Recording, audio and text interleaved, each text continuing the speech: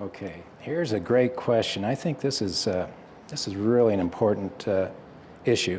It's from Madison Marie in Georgia. She said, school, work, sports, friends, and my own mind put a lot of pressure on me.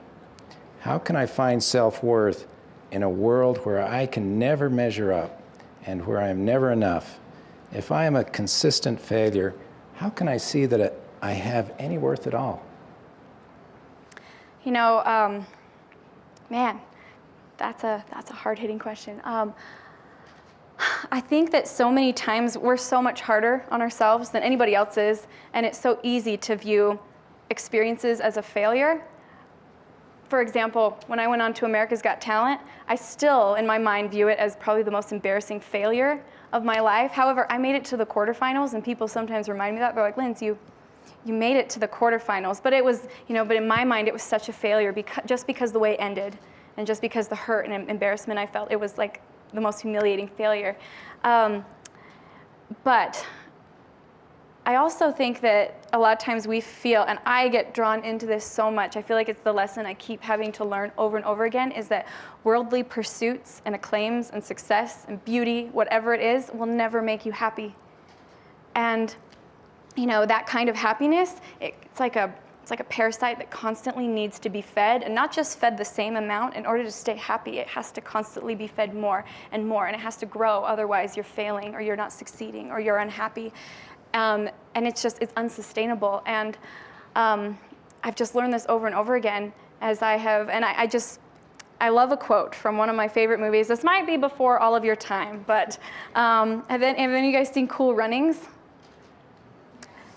It's a great movie if you haven't seen it. It's about a Jamaican bobsled team.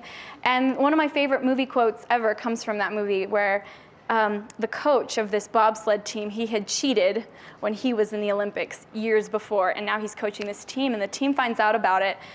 And one of the members of the team approaches the coach, and he says, Coach, you had 4 gold medals. You'd won 4 gold medals. How could you possibly, why would you cheat to get a 5th one? And this is the line that has always stuck with me. He said, a gold medal is a wonderful thing, but if you're not enough without it, you will never be enough with it.